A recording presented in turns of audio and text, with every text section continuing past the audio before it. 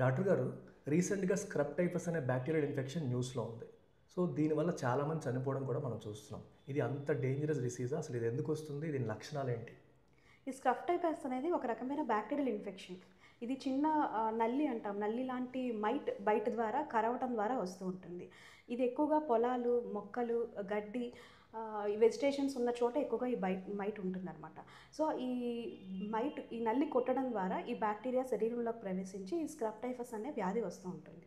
దీని లక్షణాలు ఎలా ఉంటాయంటే బాగా హై ఫీవర్‌తో పాటు చిల్స్ అంటాము. చలి, వణుకు రావటం, సివియర్ హెడేక్, బాడీ పెయిన్స్, శరీరం మీద ఎర్రటి దద్దురులాగా రావటం, అలాగే ఈ మైట్ కొట్టిన చోట బ్లాక్‌గా పుండు పడటం, దాన్ని ఎస్కార్ అంటారు.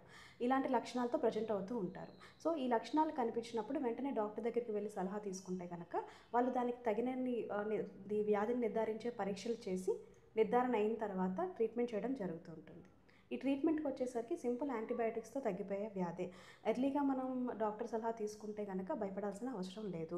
సపోజ్ ఈ లక్షణాలను ఐడెంటిఫై చేయలేక నెగ్లెక్ట్ చేస్తే గనక ఇది సివియర్ అయ్యి మల్టిపుల్ ఆర్గన్ ఫెయిల్యూర్ వచ్చే అవకాశం ఉంటుంది. అంటే లివర్, కిడ్నీస్, లంగ్స్, బ్రెయిన్ పాడయ్యి దానివల్ల సివియర్ అయ్యే ఛాన్స్ ఉంటుంది.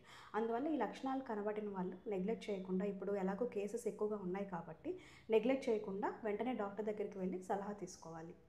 సో, మరి ఈ వ్యాధి నుంచి మనల్ని మనం ప్రివెంట్ చేసుకోవాలంటే ఎలా? ఈ వ్యాధిని చేసుకోవాలి అంటే నల్లి బైట్‌ని ప్రివెంట్ చేయాలి. అంటే ఈ పొలాల్లోకి, ఫార్మ్స్‌లోకి వెళ్ళే వాళ్ళు ఫుల్ బాడీ కవర్ చేసుకోవాలి. ఫుల్ హ్యాండ్స్ బట్టలు వేసుకోవటం, చేతికి గ్లౌస్ వేసుకోవటం, ప్యాంట్స్ వేసుకోవటం, కాళ్ళకి సాక్స్‌లు విత్ షూస్ వేసుకోవటం, ఇలాంటి బాడీ అంతా కవర్ చేసుకోవడం ద్వారా ఆ బైట్స్ ప్రివెంట్ చేయొచ్చు. తద్వారా ఈ స్క్రబ్ టైఫస్ రాకుండా ప్రివెంట్ చేసుకోవచ్చు. సో, ఒకవేళ వచ్చేసినా సరే ఇది అంత ప్రాణాంతకం అయితే కాదు. ఇమ్మీడియేట్‌గా యాక్షన్ ఇమ్మీడియేట్‌గా తీసుకుంటే. డిటెక్ట్ చేసి ట్రీట్మెంట్ తీసుకుంటే గనక దీని నుంచి బయటపడవచ్చు. Thank you.